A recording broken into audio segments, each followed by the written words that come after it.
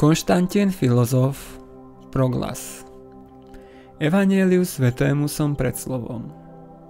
Ako nám dávno sľubovali proroci, prichádza Kristus zhromažďovať národy, pretože svieti svetlom svetu celému.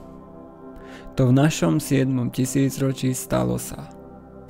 Bo slepým oni slúbili, že uvidia, a hluchí aj hla slovo písma počujú, lebo je Boha poznať totiž potrebné.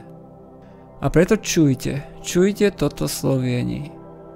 Dar tento drahý vám Boh z lásky daroval, dar Boží darom spravodlivej čiastky je, dar dušiam vaším, čo sa nikdy neskazí, dušiam tých ľudí, ktorí vďačné príjmu ho. Matúš i Marek s ním a s Lukášom i Ján národy všetky takto učia hovoriac. Všetci, čo chcete svoje duše krásnymi uzrieť, a všetci po radosti túžiaci temno hriechu navždy zabudiť, i sveta tohto hniloby sa pozbaviť, i rajský život pre seba zas objaviť, i horiacému ohňu navždy uniknúť. Počujte, čo vám vlastný rozum hovorí, počujte všetci, celý národ slovenský, počujte slovo od Boha vám zoslané, slovo, čo hladné ľudské duše nakrmí, slovo, čo aj srdce vaše posilní, slovo, čo Boha poznávať vás pripraví.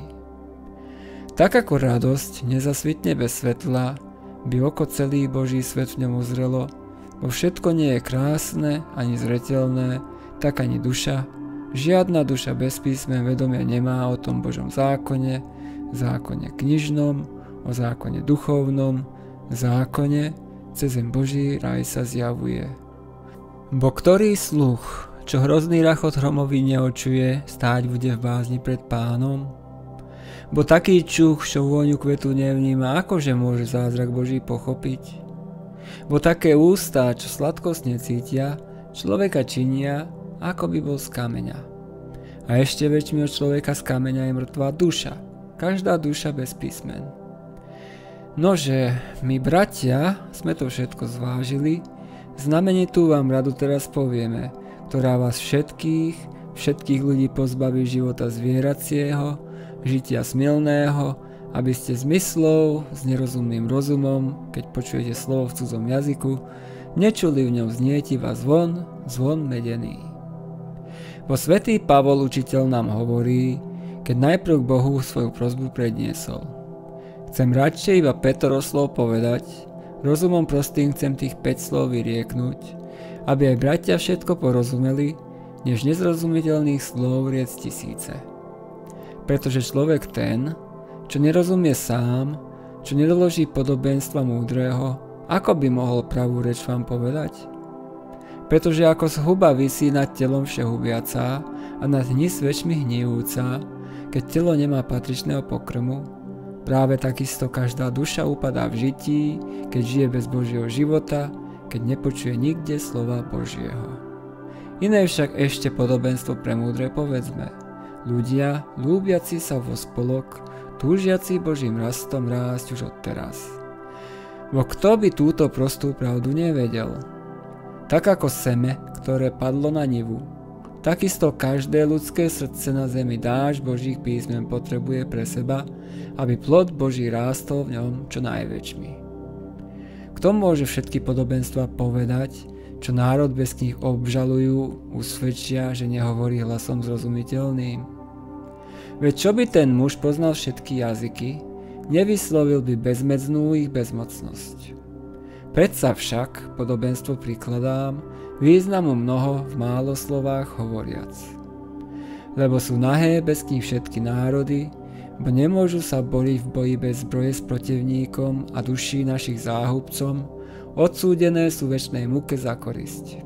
Ktorým však nepriateľa nemilujete, národy, čo s ním veľmi chcete boriť sa. Otvorte dvere ducha pozorne, zbroj trudu teraz prijímajte, národy, kovanú krásne v knihách Hospodinových, ktoré tak trudom jaždia hlavu diablovu. Lebo kto totiž príjme tieto písmená, tomu sám Kristus svoju múdrosť vyjaví a vaše duše písmenami posilní i skrze apoštolov, skrze prorokov.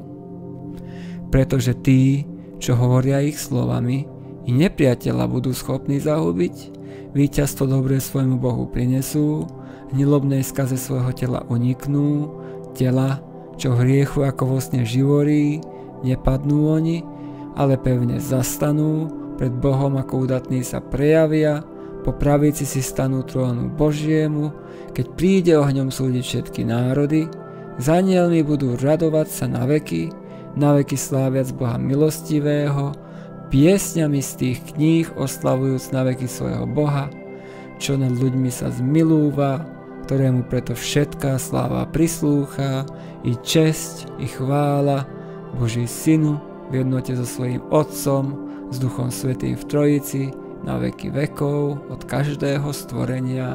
Amen.